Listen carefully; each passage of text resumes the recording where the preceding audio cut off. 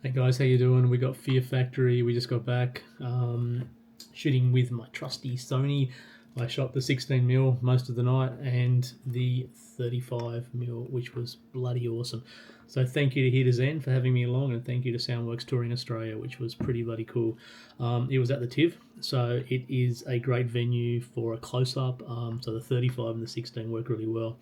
I used an 85 a couple of times, but I found that both these Viltrox lenses were perfect for what I needed on the night. So I've done a little video around how I've edited some of the green light, so you'll see that in a minute, and also turned that black and white.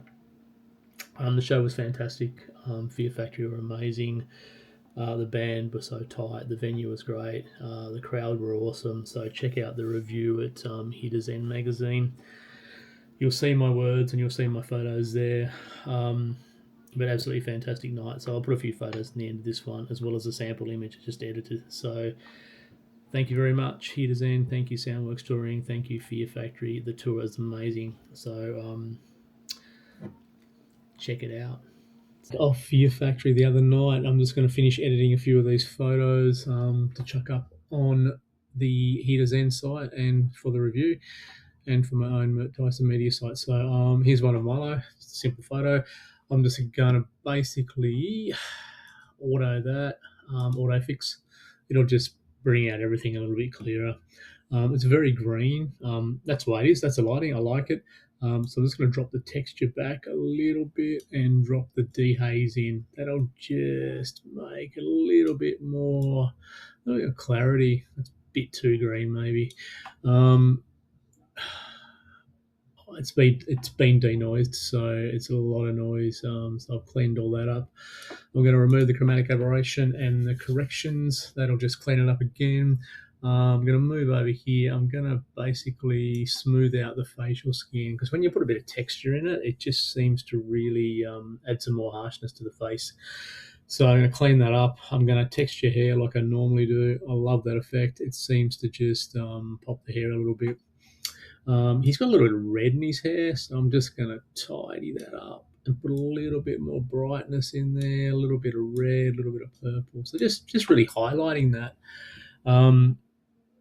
As per usual, I love vignettes, so I'm just going to add, I can do sort of a border frame, but I'm thinking add a little bit of heavy vignette, so make it a bit heavy.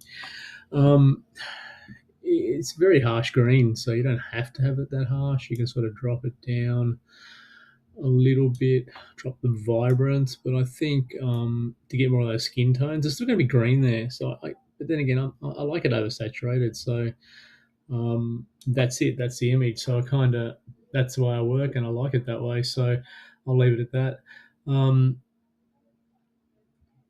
I don't think I need to do much. I might just make a focal point of this, just to take away from more focus on his face, more of that green effect. So it just sort of focuses on the face and takes a little bit of shadowing around the body, which sort of takes away again from that green. I'll pop it out a little bit because it looks brings it more to life. His face is very green. I might just tidy that up a little bit. I don't know what I'm going to do there. I might add a radial gradient to that, just over the face, and see if I can bring that more of a skin tone by moving the temp and the tint a little bit. Don't do it too much though, because it looks a bit odd. And this is my editing style. I mean, people are going to edit the way they're going to edit, but this is what I do.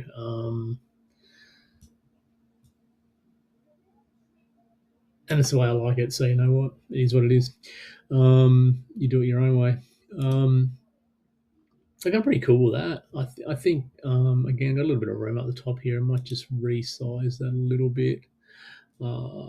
So it doesn't look so big in the frame, but with that space, so brings that back. Again, a little bit more red in the hair, I think. I kind of like that.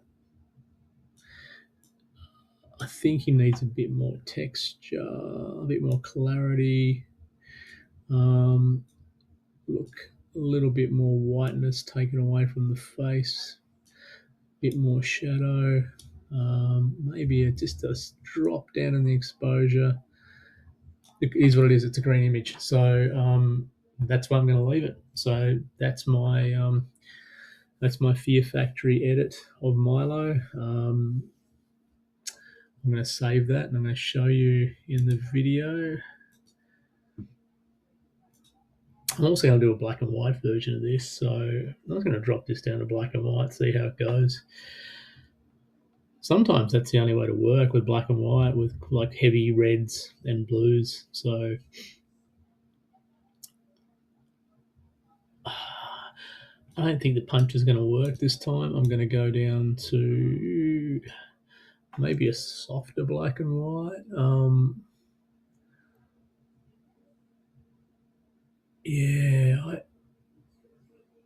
What do you think of that? The high contrast, that could work, or the soft.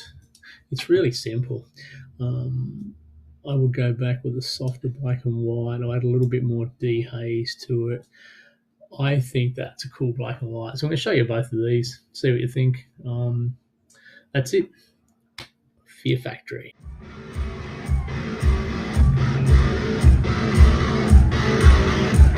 Got to be a